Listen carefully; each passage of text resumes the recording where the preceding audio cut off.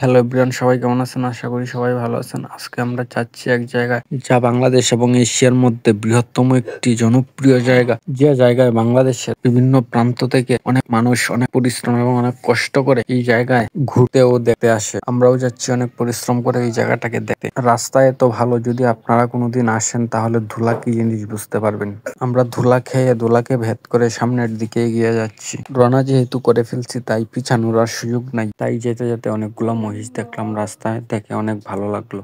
অনেকদিন পরে মহিষ দেখলাম রাস্তায়। আমরা যাচ্ছি হচ্ছে আপনার শিমুল বাগান, যেটা সুনামগঞ্জ জেলা তাহিরপুর উপজেলায় অবস্থিত, যা এশিয়ার মধ্যে বৃহত্তম শিমুল বাগান। বাঁশের চটার একটা ব্রিজ আছে, সেটা পার হইলাম হাইটিয়া। যদি আপনারা ময়মনসিংহ নেত্রকোনা থেকে যান তাহলে টাঙ্গুয়ার হাওরের পাশ দিয়ে যেতে হবে। হাওরের সৌন্দর্য অন্যরকম, যা বাংলাদেশের মধ্যে দ্বিতীয় বৃহত্তম হাওর টাঙ্গুয়ার হাওর, যার সৌন্দর্য আপনাকে মুগ্ধ করবে। আগে মুরব্বীরা বলতো শুনতাম, আজ নিজ চোখে দেখলাম টাঙ্গুয়ার হাওরের 6 কুড়ি বিল 9 কুড়ি কান্দা। এর নাম টাঙ্গুয়া। আসলে রাস্তায় এত ভালো আর এত পরিমাণে ধুলা, আমার চোখ জ্বালাপোড়া করতেছে। আর আমার ছোট ভাই, সে মাঝে মধ্যে চৌকে কিছু দেখতেই পায় না। অবশেষে চলে আসলাম ফেরিঘাটে। এটা হচ্ছে সুনানপুর ফেরিঘাট। আসলে কে গাড়ি তুলবে আর কে গাড়ি উঠাবে তা নিয়ে একটি বাইসাবাইসি শুরু হয়ে গেছে। পরে মোটর সাইকেল নিয়ে ওই পার থেকে যারা আসছে তাদেরকে নামানোর সুযোগ করে দেওয়া হয়েছে। পরে এই পার থেকে মোটর সাইকেল তোলা শুরু হয়েছে, যেন কোনো ঝামেলা না হয়। আসলে এত পরিমাণে বাইক নৌকা দিয়ে পারাপার করা সম্ভব হয় না। পরে মোটর সাইকেল টাইনা গেলাম বাজারে, গিয়ে দেখি বাজার আরেক ঝামেলা, জামের মাঝে পইরা আরো আধা ঘন্টা নাই। এখন যে রাস্তাটা দিয়ে যাইতেছি, এই রাস্তাটা অনেক ভালো। তো আমরা যাইতে যাইতে আয়া পড়ছি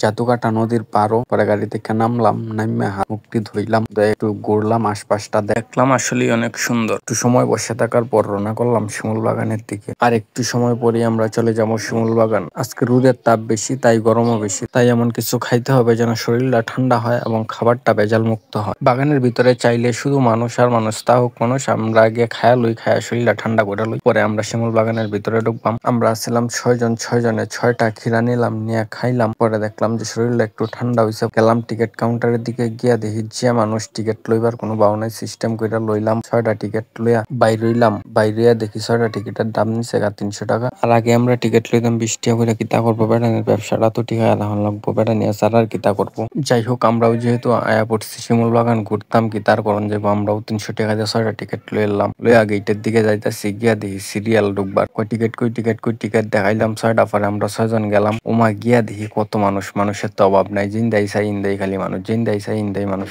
এর মাঝে আবার সামনে দেখি শিমুল তোলার বালিশ। তারা এই বালিশ গুলা এই বাগানের শিমুলের তোলা দিয়া তৈরি করছে। আর বালিশের দাম হইতোই না গেলে, কিন্তু দাম একটু বেশি। অরিজিনাল শিমুলের তোলা দিয়া তৈরি, যারা আপনারা কান দিয়া হইনা চোখ দিয়া দেখা নেবেন। আমরা বালিশ দেখা শেষ, এতটি টাকা দিয়ে ঢুকছি, তাই এখন বাগানের ভিতরে ঘোরাঘুরি শুরু করলাম। আসলে অনেক সুন্দর। পরে মন চাইছে কটা ছবি তুললাম, কটা ছবি তুললাম। ওমা, পরে দেখি যে ঘোরাও আছে, ঘোরার উপরে উঠটা মানুষ ঘুরতেছে, ছবিও তুলতেছে। আমরা তো আর টাকা পয়সা নাই যে ঘোরার উপরে উঠটা ঘুরবাম। আবার অন্য দিক দিয়ে দেখি শিমুলের ফুল দিয়ে লাভ সাজায় রাখছে, যারা শখ আছে তারা ছবি তুলতেছে। শিমুলের ফুলগুলো আসলে অনেক সুন্দর, তার জন্য এত মানুষ আসে শিমুল বাগান। আবার অন্য দিক দিয়ে দেখি শিমুলের ফুল দিয়ে সাজানো লাভের ভিতরে ঢুকিয়া আরেকজন ছবি তুলতেছে আমরার মতো। পরে আমি গিয়ে ছবি তুলছি আপনারা দেখাইবার লাগিয়া। এটার ভিতরে ঢুকলে টাকা দেওয়ান লাগবে। আপনারা কি তা ভাবছেন? মাগনার দিন শেষ। এই দিক দিয়ে দেখি আরেকজন ঘোড়ার উপরে একটা ছবি তুলতেছে। যে দিক দিয়ে চাই এই দিক দিয়ে দেখি লাভ আর লাভ। এত লাভ শিমুল বাগানো 8 লোক বাইর চিন্তা। অন্য দিক দিয়ে দেখি মেয়েদেরকে নিয়ে চেয়ার খেলার আয়োজন করা হয়। আর এই চেয়ার খেলার আয়োজন করা হয়েছে ব্রাক এনজিও থেকে। যাই হোক, শিমুল বাগানের ভিতরে বিনোদন এবং সময় কাটানোর মতো একটা জায়গা পেলাম। এই চেয়ার খেলাটা এখন আর খুব বেশি একটা দেখা যায় না। আগে ছোটবেলায় স্কুলে মেয়েদেরকে খেলতে দেখতাম। অনেকদিন পর শিমুল বাগানের ভিতরে প্রবেশ করে এই চেয়ার খেলাটা দেখে অনেক ভালো লাগলো। এর জন্য ব্রাককে অসংখ্য ধন্যবাদ। অনেকক্ষণ দাঁড়িয়ে থেকে এই চেয়ার খেলাটা শেষ পর্যন্ত দেখলাম, অনেক ভালো লাগলো, অনেক এনজয় করলাম। উনি বাদ পড়ে গেলেন, সামনে এগিয়ে পর পিছন দিকে আবার গিয়ে বসলেন। এদিকে ছোট ভাইগুলা দোলনায় দোলাচ্ছে।